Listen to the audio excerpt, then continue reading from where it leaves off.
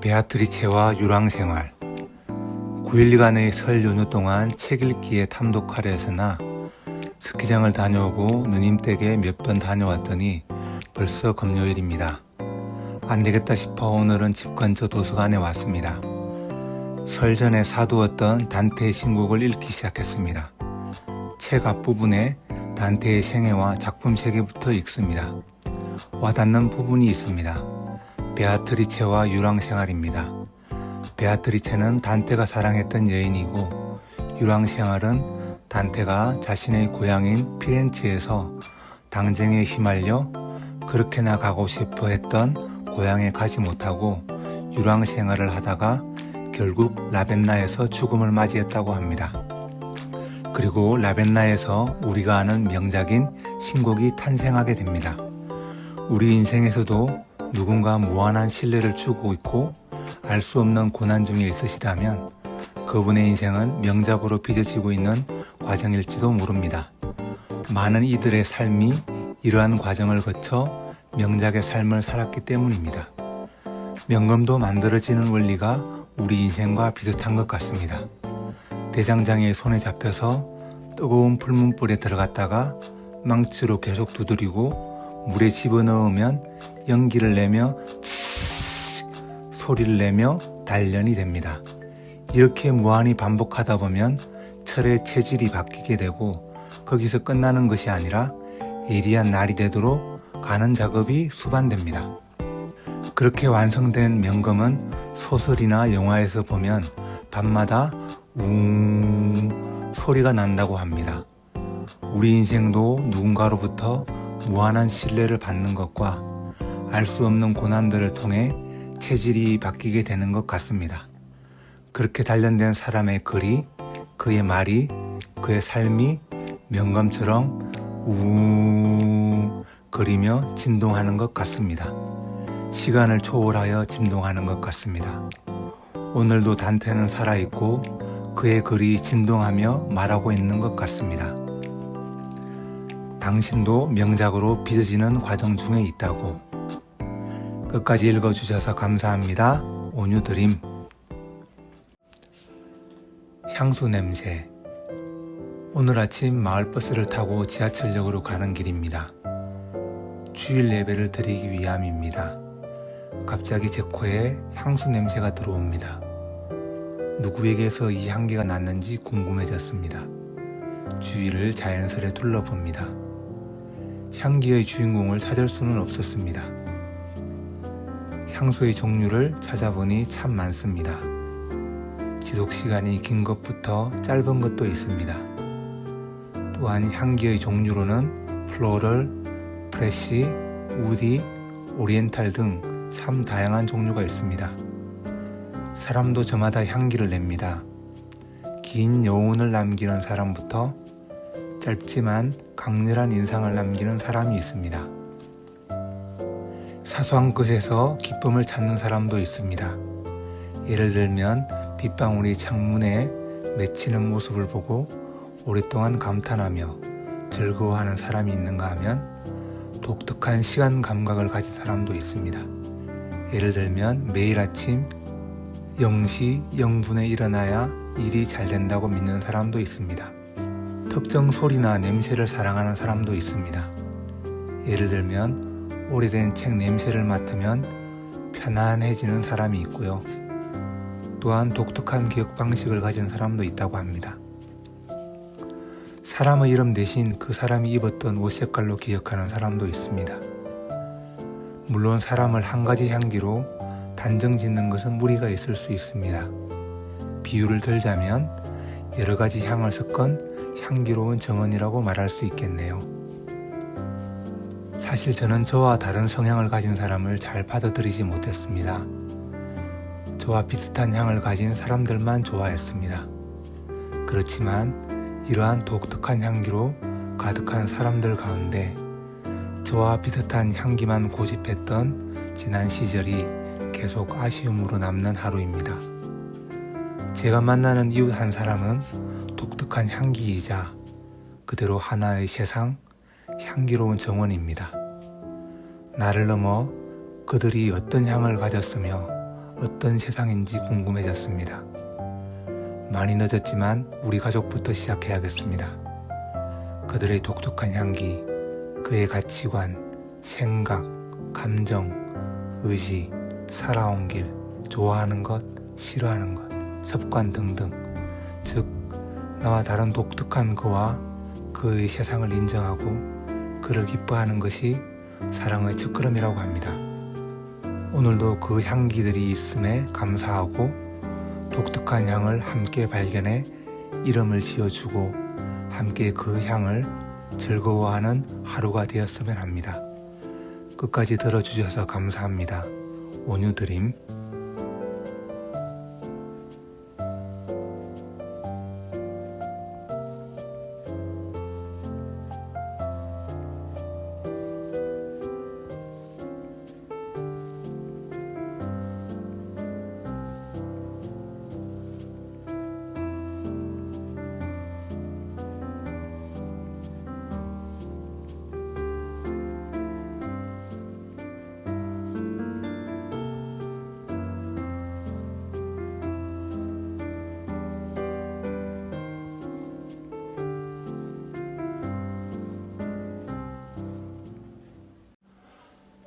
다초점 안경. 며칠 전부터 왼쪽 겨드랑이가 불편했습니다. 이상해서 상의를 벗고 거울에 비춰보며 뭐가 났나 만져보았습니다. 쌀알 만한 종기가 났습니다. 다음날 회사 근무를 마치고 병원을 가려고 하였습니다. 사수가 그걸 못 참고 병원에 간다고 뭐라고 합니다. 현재 먹고 있는 약 포함하여 약을 너무 많이 먹는다고 걱정하는 소리입니다. 피부과에 갔더니 의사 선생님께서 고름을 짤 정도는 아니라고 하셨습니다.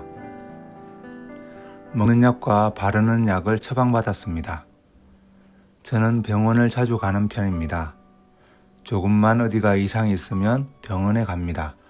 오늘은 저의 조급함에 대해 이야기를 드려볼까 합니다. 조금만 아프면 병원 가는 것뿐만 아니라 무언가 뜻대로 안 되면 조바심이 들 때가 많습니다. 물론 급하게 해야 할 때가 있고 그런 일도 있을 수 있습니다. 그렇지만 모든 일이 단시간에 끝날 수 없고 최소한 마음속에는 조금의 여유를 가질 필요가 있습니다. 왜 이런 조급함이 드는지 궁금하며 이런 조급함을 극복하고 싶은 마음이 듭니다. 조급함의 이유는 자신의 시야와 관계가 있는 것 같습니다. 시야를 일이 되어지는 짧은 상황에만 둔다면 당연한 반응이라고 생각합니다. 하지만 시야를 좀 더 넓혀서 10년의 기간으로 이 시점을 바라본다면 또 더 넓혀서 인생 전체를 놓고 이 시점을 바라본다면 더 넓혀서 영원 전체를 놓고 이 시점을 바라본다면 어떨까 생각해 봅니다. 즉 시야를 현재 시점 10년간 인생 전체 영혼 전체를 볼 수 있는 다초점 안경을 가지면 어떨까 생각해 봅니다. 그렇게 한다면 지금보다는 조급함에서 조금 벗어나 조금 더 여유를 가질 수 있지 않을까 생각해 봅니다. 벌써부터 저에게 적용해 볼 생각에 심장이 쿵쾅쿵쾅 뛰네요. 적용해보고 효과가 있는지 3개월 혹은 6개월 후에 2탄을 준비하도록 하겠습니다. 끝까지 읽어주셔서 감사합니다. 온유드림. 어머니의 쭈글쭈글하고 축 처진 배. 제가 어릴 때였습니다. 어머니의 배를 본 적이 있습니다. 저는 기억력이 나쁜 편인데 지금도 어머니의 배가 자세히 기억에 남는 걸 보면 그때 강한 인상을 받았던 것으로 보입니다. 어머니의 배는 축 늘어져 있고 쭈글쭈글했으며 실핏줄이 많이 보였습니다. 어린 나이에 그것을 보고 적잖이 놀랐던 것 같습니다. 그때 저는 그런 어머니의 배가 징그럽게 보였습니다. 50이 넘고 이제서야 유튜브에 글을 쓰면서 어머니가 왜 그런 배를 가지셨는지 어떤 삶을 살아오셨는지 돌아보게 됩니다. 저희 어머니는 아이를 7명 낳으셨습니다. 그때 당시에는 여느 집처럼 아이를 낳고 산후조리도 잘 못 하셨다고 합니다. 제가 어머니에 대해 들은 이야기 중에 기억나는 게 있습니다. 제가 아주 갓난아이였을 때 어머니는 함양에서 옷가게를 하셨는데 소매로에서 대구에서 옷을 떼다가 파는 형태였습니다.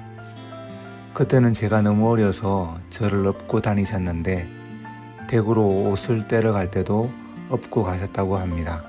함양에서 대구까지 약 110km 거리인데다 그때까지 밥 한 끼도 못 먹고 양손에 옷을 부여잡고 저녁 늦게 집으로 돌아오셨다고 합니다. 시어머니는 어머니가 오자마자 배고프다고 밥하라고 하셨다고 하는데 후들거리는 다리로 밥을 지으며 많이 서러워하셨다고 하네요. 매주 옷을 떼러 가셨을 텐데 교통편이 편한 것도 아니고 저까지 업고 두 손 가득 짐을 들고 돌아오셨을 어머니를 생각하니 얼마나 힘드셨을지 상상이 안 되네요. 어머니의 그 쭈글쭈글하고 실핏줄이 나온 축 처진 배는 도대체 무엇일까요? 저희 자녀를 위한 희생과 수고의 열매가 아니었을까요? 참으로 저의 어리석음으로 인해 살아생전에 저를 위해 너무너무 애쓰셨다고, 너무너무 감사하다고 시간 될 때마다 말씀 못 드린 게 많이 아쉽네요. 오늘 새해 인사로 둘째 누님께 이런 이야기를 했더니 자식이 철이 들면 부모가 가신다고 하네요. 찾아보니 자식이 부모 마음을 알 때는 이미 부모가 없다는 속담이 있네요. 많이 늦었지만 어머니의 그 배가 있었기에 저희가 이렇게 자랐음에 감사드립니다. 그 수고와 희생이 깃든 배는 저희의 자랑이고 기쁨입니다. 저도 올해는 어머니의 쭈글쭈글하고 축 처진 배를 기억하며 가족들을 위해 회사에서 이 사회의 일원으로 작지만 도울 수 있는 일을 찾고 실천하도록 애를 쓰는 한 해가 되길 소망해 봅니다. 끝까지 읽어주셔서 감사합니다. 온유드림. 떡국. 새해 첫날이라 누님들과 형님께 전화를 걸어 새해 인사를 드리고 안부를 여쭈어 보았습니다. 다들 덕담을 한마디씩 해 주셨습니다. 둘째 누님께서는 떡국을 먹으러 집으로 오라고 말씀하셨습니다. 그래서 새해 첫날 맛있는 떡국을 먹게 되었습니다. 떡국의 하얀 국물은 순수함을, 가래떡은 길고 풍요로운 삶을 나타낸다고 합니다. 그렇다면 풍요로운 삶은 무엇으로 결정될까요? 여러 가지가 있을 수 있겠지만 저는 관계의 질이 중요하다고 생각합니다. 자신과의 관계, 가족과의 관계, 이웃들과의 관계, 하나님과의 관계를 돌아보게 됩니다. 관계의 핵심은 신뢰라고 생각하며 말과 행동의 일치가 중요하다고 느낍니다. 저는 예전에는 생각 없이 말하는 경우가 많아 말과 행동이 다를 때가 많았습니다. 그렇지만 나이가 들면서 말이 자신을 나타내는 거울이라는 것을 알게 되었습니다. 물론 말과 행동이 100% 일치하기는 어려울 수 있으며 때로는 정말 바람직한 것이 무엇인지 고민이 부족한 경우에는 자신이 말이 틀렸음을 인정하고 바꾸는 용기도 필요합니다. 이러한 면에서 나이가 들수록 무엇이 정말 바람직한지 더 고민하고 그러한 고민 후에 말하는 습관을 길러야 한다고 생각합니다. 왜냐하면 말이 입 밖으로 나가는 순간 책임이 따른다는 사실을 깨닫기 때문입니다. 그러나 자신의 말에 따른 책임을 다하려고 노력할 때 얻는 선물도 있는데 신뢰라는 든든한 친구를 얻게 됩니다. 저도 1살 더 먹고 나이가 든 만큼 올 한 해는 정말 바른 것이 무엇인지 고민하고 그러한 고민 후 말하고 말에 대한 책임도 덜 실천하여 저와의 관계, 가족과의 관계, 회사에서의 관계, 하나님과의 관계가 신뢰라는 열매로 결실했으면 좋겠습니다. 그리하여 올 한 해도 풍성하고 조금 더 저의 인격이 자라는 한 해가 되었으면 좋겠습니다. 구독자님들께서도 자신의 바르고 일관된 생각과 원칙 속에서 결실이 있는 한 해를 보내시기를 진심으로 바랍니다. 끝까지 들어주셔서 감사합니다. 온유드림